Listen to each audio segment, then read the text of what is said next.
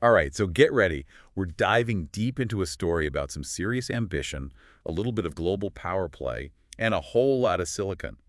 We're talking India's big move to become a major player in, you guessed it, the semiconductor world. It's wild, right? This isn't just about shaking things up in the tech industry. This could reshape, like, who holds the cards in global power. Maybe even change how we all experience technology in our daily lives. We've got a whole stack of sources for this deep dive. News articles, expert analyses, even some government reports. They're all pointing to one thing: a nation ready to make some serious waves. You know, the global chip shortage everyone's been talking about. Yeah. Well, India wants to be part of the solution, and they're looking to secure their own tech future along the way. You can't talk about this without mentioning the US-China tech war. Countries are getting nervous about relying on just one place for these crucial chips. Right, makes sense. And that's where India's Atmanirbhar Bharat comes in. It means self-reliant India. And it's not just a slogan, it's driving policy. Okay, so let's break this down. Where does India's semiconductor industry stand today? So back in 2022, their market was valued at $26.3 billion. Yeah. Not bad, right? Not bad at all. But get this, by 2032, that number is projected to jump to $271.9 billion. Wow. Almost 10 times bigger. That's huge. Yeah. What's fueling that kind of growth? Think about it. India's got these booming electronics and automotive sectors, both of which are like totally dependent on chips. But here's the thing, they still import way more semiconductors than they export. Yeah, they're reliant on other countries. Exactly, and that's what they're trying to change. Okay, so how are they tackling this? They're not messing around. They've launched 2 major programs to make this happen. 2? Yep. First, there's the India Semiconductor Mission. It's called ISM for short. Okay, ISM, got it. It launched back in 2021 with a budget of, get this, $9.2 billion. Think of it as their master plan. It's all about attracting investment and building a whole ecosystem around chip production. So they're serious about this. Oh, absolutely. Then there's the Semicon India program. This one's all about incentives, making it really attractive for chip makers to set up shop in India. And you know what? It's working. Really? Big players are already jumping in. For example, Micron Technology, a US-based company. I've heard of them. They're investing $2.75 billion to build a plant in Gujarat. And this is their first assembly plant in India ever. Wow, that's a big deal. Then you've got Tata Electronics. They're partnering with Taiwan's Powerchip Semiconductor to build, guess what? Another plant. You got it. But this one's special. It's India's first AI-enabled chip factory, also in Gujarat. It's like a semiconductor party over in Gujarat. Right. And then there's Vedanta and Foxconn, another big partnership. They've hit a few snags, though. There's always a snag somewhere. It's true. But the point is the scale of their ambitions, 10 semiconductor plants within a decade. Whoa, that's a lot. Especially when you consider it took Taiwan, like, decades to get where they are now. So India's playing the long game. Definitely. But they've got an ace up their sleeve. Okay, what's their secret weapon? Design talent. India's got a massive pool of it. Really? Yeah, they boast a whopping 20% of the global talent pool for chip design. I mean, giants like AMD have set up huge design centers in Bengaluru. That says a lot. Right, and the government's fueling this even more. They're equipping over 100 colleges with top-notch design tools, basically creating an army of chip designers. So they've got the brains and the drive. Absolutely. They're even talking about potentially leading in on-device AI, which is pretty cool. On-device AI? Yeah, it's all about building AI smarts directly into the chips. Oh, interesting. It could revolutionize everything. Smartphones, self-driving cars, you name it. So they've got the brains, the drive, the government's backing them. But can they actually pull this off? What do you think? Well, that's the million-dollar question. Like any big ambition, there are some serious challenges. Okay, let's hear it. What are the big roadblocks? Let's start with the cost. These fancy fabrication plants, or fabs as they're called, are crazy expensive, like $10 to $20 billion per fab. Whoa, that's a lot of money. It is. And it's not just the initial investment. These fabs gobble up power and water like crazy. Yeah, that could strain their resources. Exactly. Plus, you got to think about the environmental impact. Right, it's a balancing act. Then there's the workforce. India may have design talent, but fabrication needs a very specific skill set. And there's a shortage of these specialists. So it's like having all the ingredients but no chef. Yeah, kind of like that. And then there's the raw materials. Oh, right. We were going to talk about that. India relies heavily on imports, especially from China, for things like silicon wafers. Those are the essential building blocks, right? Yep. So they're vulnerable to global supply chain issues. Okay, so we've got cost, resource constraints, workforce shortages, and raw material dependence. Anything else? Oh yeah, there's time. These fabs don't pop up overnight. We're talking years, maybe even a decade, to get them running and making a profit. So it's a long-term investment. Definitely. Which makes investors a bit cautious. And then there's the elephant in the room, Which is, geopolitics. Global disruptions, tech rivalries, it can all throw a wrench in the works. so a lot of challenges. A lot. But, and this is a big but, the Indian government knows all of this. They're not just blindly charging ahead. Nope. They're offering incentives to investors, setting up training programs to address the workforce gap, and looking for ways to secure those raw materials. So they have a plan. Absolutely. And they're not doing it alone. What do you mean? Partnerships. They're teaming up with some big players. All right, spill beans. Who's on Team India? Well, the U.S. is a major one. They're working closely with India, potentially sharing investments in technology.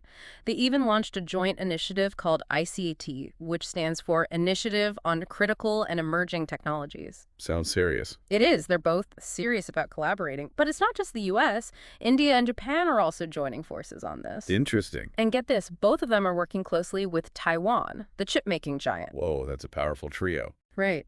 Then there's Singapore. They may be small, but they're a major player in the semiconductor world. They've got the expertise, the infrastructure, the connections. Sounds like a valuable ally. Definitely. But here's the thing. While building fabs is a big part of their plan, India's also exploring other ways to win in the semiconductor world. Okay, I'm intrigued. What other strategies are they cooking up? They're looking at options that could bring faster wins. You know, considering how long it takes to build those fabs. So shortcuts. Not shortcuts, exactly. More like smart strategies. One is the fabless model. Fabless. Yeah, basically, they focus on designing the chips, but they outsource the actual manufacturing to other countries. It's a model that companies like Qualcomm use successfully. So they're leveraging their design strength without having to build the factories themselves. Exactly. It lets them tap into the global chip-making network without the huge upfront costs. Smart move. What else? They're also focusing on assembly, testing, and packaging, or ATP for short. Okay, what's that all about? It's the stage where those silicone wafers from the fabs get turned into finished chips. You know, ready to go into our phones and laptops. Ah, the finishing touches. Yeah, it's labor-intensive, but less capital-intensive than fabrication. Perfect for India. So they're attracting companies like Apple who need those chips. You got it. It's like creating a one-stop shop for chip production, designed to packaging, all in one place. But there's one more strategy. Chiplets. Chiplets, what are those? Think of it like stacking multiple chips into a single package. Like a semiconductor skyscraper. Yeah, kind of like that. It's a way to boost performance and functionality without making things more expensive or complicated. And a major Indian conglomerate, L&T, is going all in on this technology. So they're not putting all their eggs in one basket. Nope, they're diversifying. It's a smart approach. It's like they're building a tech fortress with multiple layers of defense. Exactly. And you know what? All of this isn't just about India. This could have ripple effects that reach all of us. Okay, I'm all ears. How will this affect, say, someone like me, listening to this right now? Imagine cheaper electronics. Domestic chip production in India could mean more affordable smartphones, laptops, gadgets, everything. Now you're talking my language. Right. But it's more than just cheaper stuff. Think about jobs. The semiconductor industry creates a ton of jobs, not just in manufacturing, but in design, R&D, all sorts of things. Yeah, a whole ecosystem. Exactly. And a thriving chip ecosystem in India could boost their economy and maybe even create opportunities globally. So it's not just about chips. It's about economic growth, opportunity, all of that. Absolutely. And let's not forget innovation. A strong chip ecosystem fuels technological advancements. Think AI, 5G, electric vehicles, everything gets a boost. Like India's building a launch pad for the next wave of tech. Exactly. And here's the biggest thing. India's success could reshape global supply chains. In what way? Imagine a tech world that's not so reliant on one region for its chips. Less vulnerability, more balance, it makes the whole system more stable. So it's about creating a more stable, more equitable tech future for everyone. You got it. And it's a story that's just getting started. Keep your eye on India. The semiconductor industry is about to get a lot more interesting. This is just the beginning. I can't wait to see what happens next. Makes you think about how connected everything really is in tech. It really is. And it all goes back to that self-reliance thing. India wants to, like, control its own destiny when it comes to tech. Yeah, like that saying, give a man a fish, feed him for a day, teach a man to fish, feed him for life.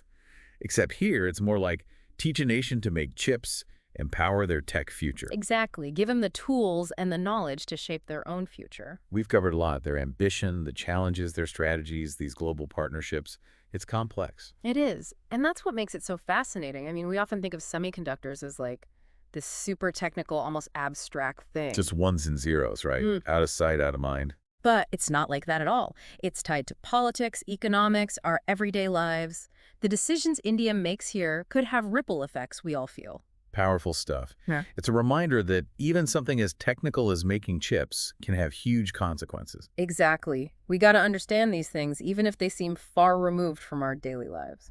So what does this mean for consumers like me? Yeah. You mentioned cheaper electronics. Right. So one of the potential benefits here is more affordable electronics. If India can make their own chips, it could lower costs for companies making smartphones, laptops, all that. And those savings could be passed on to us, the consumers. So my next phone upgrade might be cheaper thanks to India. I like where this is going. It's a real possibility, but it's not just about cheaper stuff. It's about having more options, more competition, more innovation. Yeah. Everyone wins. Yeah, more players usually means better options for everyone. Exactly. A more dynamic, vibrant tech ecosystem, something for everyone. Speaking of options, you mentioned India's exploring different paths to success, like that fabless model and focusing on assembly, testing, and packaging. Why are these good for them? So the fabless model lets companies just focus on designing chips. They don't have to invest in those massive fabs like what Qualcomm does. So India can use their design skills without building the factories. Smart. Exactly. They're part of the global chip-making scene without those crazy costs. And what about ATP? What's the advantage there? ATP, it takes those silicon wafers from the fabs and turns them into finished chips ready for devices. It's a lot of work, but not as expensive as fabrication. So it makes sense for India with their workforce. It's like jobs for their people and a way into the industry. Yeah, a win-win. And we're already seeing companies like Micron and Tata setting up ATP plants in India. It's happening. They're really covering all their bases, huh? They are. It's a good mix of long-term goals like the fabs and shorter-term wins with fabless design and ATP. Building a diverse and resilient industry, not just relying on one thing. Exactly. A strong ecosystem that can adapt. It's impressive to see a country like India doing this in tech. It is. Reminds us that the tech world's always changing. New players are coming up. The status quo is being challenged. And competition and innovation usually lead to good things for everyone. For sure. It pushes everyone to be better, to think differently. So this isn't just about India winning. It's about the positive impact it could have on the whole tech world. Right. It's about creating a tech landscape that's more dynamic, diverse, fair for everyone. I'm curious about the jobs. You said a thriving semiconductor industry in India could create jobs not just there, but globally. How does that work? Okay, so think about how the tech industry works. It's global. Companies work together across borders, sharing knowledge and resources. If India can make chips, it'll attract investments and partnerships from all over. That creates jobs in R&D, design, manufacturing, not just in India, but in the countries working with them. It's like a global web of jobs and opportunities. Exactly. And it's not just the direct jobs in the semiconductor industry. Think logistics, transportation, raw materials, so many areas. It's an ecosystem of jobs, helping everyone. And that's why it's important to pay attention to this, to see how it can change people's lives for the better. It's not just about chips and tech. It's about people and opportunities. Exactly. Harnessing the power of technology to make lives better, to create a more fair and prosperous future for all. That's a great point. It brings us back to why India is doing this. It's not just about being a chip-making powerhouse. It's about creating a better future for them and maybe for the world. A vision worth supporting. Seeing the power of tech to uplift communities, to create positive change. I'm also curious about those global supply chains. You said India's success could make things less reliant on one region, more balanced. Right. Right now, chip making is concentrated in a few places, mostly East Asia. That makes things vulnerable. You know, natural disasters, politics, trade wars, anything can disrupt it. India becoming a chip maker changes that. It diversifies those supply chains, making the whole system stronger. So like having backups, multiple sources for these essential things, Yeah. more stable. especially in these uncertain times. Exactly. It's about balance, spreading the risk, making the tech landscape more collaborative and interconnected. Like a safety net for tech. If one region has problems, others can step in. Exactly. A more resilient system, adaptable to change, the benefits are shared, the risks are managed. This all sounds very positive, but are there any downsides to India becoming a chip giant? Anything we should be cautious about? It's a good question. There are potential benefits, but also challenges. For example, growing this industry fast could strain India's resources, like energy and water. It has to be done sustainably, thinking about the environment. Balancing progress with responsibility. Exactly, making sure this growth is good for now and for the future. Any other potential downsides, things to watch out for? Another thing is labor rights. As the industry grows, we need to make sure workers are treated fairly, their rights are protected. India's had problems with labor exploitation in some areas, so we need to be careful, make sure this growth is ethical. So economic progress shouldn't come at the cost of human rights. Ethical and responsible development. Exactly. It's about everyone benefiting from this growth, not just a few. A future where technology helps everyone. Important points. It seems like a lot depends on India's success, not just for them, but for the world. It does. It's a story that's still being written, full of potential and unknowns. We got to keep watching. So as we wrap up this part of our deep dive, what are some key things you want our listeners to take away? I'd say this. Keep your eye on India. They're making big moves, and even if they only achieve some of their goals, the impact will be huge. The semiconductor industry is already fascinating, and India is shaking things up. A new player in the game, changing the rules. Exactly, and that's exciting. It makes things more dynamic, unpredictable. It reminds us that tech is always evolving. What seemed impossible a while ago is happening now. India is becoming a major player in tech. They are, and it could change things for the whole world. This is just the beginning. I'm feeling optimistic about this. It's inspiring to see a country like India pushing boundaries, aiming for a better future. It is inspiring. It shows us that the future is not set in stone. We can shape it with innovation, collaboration, by being open to change. Like that quote, the best way to predict the future is to create it. India is doing just that. Taking action, taking risks, challenging the way things are. Makes you wonder what other big moves they'll make in tech. What other amazing things will they come up with? That's the exciting part, isn't it? The future is full of possibilities, and this is just one chapter in a much bigger story.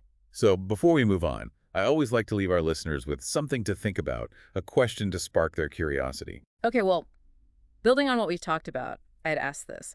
Imagine India does become a semiconductor powerhouse. How do you think that will change the world of tech? What new opportunities will it create? What new challenges might we face? Wow, that's a good one. It's like a choose-your-own-adventure for the whole tech world. Exactly. And the ending is still being written. But the more we understand what's happening, the more we dive deep into these complex things, the better we can all be a part of shaping that future. So to our listeners, keep digging into this. There's so much to learn, and it's only going to become more important. Knowledge is power, right? The more we understand these big tech changes, the better we can navigate this exciting and sometimes unpredictable future. Couldn't have said it better myself. Thanks for joining us for this deep dive into India's semiconductor ambitions. Stay tuned for more exciting deep dives coming soon. You know, it's amazing to see how even with these tech giants, there's still room for someone new to come in and change the game. Yeah, the tech industry is constantly changing. Yeah. Adapting, evolving. India is a perfect example of that. It really is. It makes you think about the possibilities, not just for India, but for tech in general. What kind of opportunities do you see coming out of all this, with India becoming a chip-making powerhouse? Well, one thing that's exciting is the potential for more collaboration, more innovation. When India builds up its chip-making industry, it's going to attract investment, partnerships, all that from all over the world. That means new knowledge, new expertise, and that could lead to breakthroughs in how chips are designed, made, even how they're used. So it's not just India making its own chips, it's about them becoming a hub for chip innovation globally. Exactly. A place where ideas are shared, different perspectives come together, and everyone benefits from the collaboration. Like a ripple effect, right? India doing this could spark innovation across the whole industry. You got it. Competition is a good thing. It pushes everyone to be better, to think differently. India's ambition could be the spark for a whole new wave of innovation in chips. And what about us, the consumers? We talked about cheaper gadgets, but what other benefits might we see? So more competition usually means better products, more choices for consumers. Imagine having more options for smartphones, laptops, all kinds of devices, with chips made in different parts of the world. That competition can make things cheaper, better quality, and it can speed up innovation. We get cool new features faster. So it's not just saving money, it's about having more choices, more control over what tech we use. Yeah, exactly. It empowers consumers, gives them more options. What about the job situation? You mentioned that India doing well in chips could create jobs globally, not just in India. How does that work? Think about how tech works. It's all connected, right? Companies all over the world work together, sharing knowledge and resources. As India builds up their chip industry, they'll attract investments and partnerships from companies everywhere. That means new jobs in R&D, design, manufacturing, not just in India, but in the countries they partner with. Like a global network of jobs. Exactly. And it's not just the jobs directly related to chips. Think about logistics, transportation, all the materials needed to make these things. So many areas will see growth. It's a global boost, all because of chips. Right. And that's why this is so important. We're talking about changes that can affect people's lives in a positive way. It shows how tech isn't just about gadgets and inventions. It's about people and opportunities. Exactly. It's about using tech to make life better, to create a future that's more fair, more prosperous for everyone. This is a really positive outlook. But are there any potential downsides to all this? Anything we should be aware of? Of course, there are always challenges. For example, developing this industry so quickly could put a strain on India's resources, like energy and water. It's important they do this sustainably, thinking about the environment. Finding that balance between progress and being responsible. Yeah, making sure this growth is good for now and for the future. Any other potential downsides to keep in mind? Another one is workers' rights. As this industry grows, it's crucial to ensure that workers are treated fairly, their rights are protected. India has had some issues with labor exploitation in the past, so we need to be vigilant. Make sure this growth is ethical. So it's about making sure everyone benefits, not just the companies. Ethical and responsible development. Absolutely. Growth shouldn't come at the cost of human rights. We want a future where technology benefits everyone, not just a few. Really important points. It seems like India's success in this could have a huge impact, not just for them, but for everyone. It's true. This is a story that's still being written, full of potential and challenges. We'll see how it unfolds.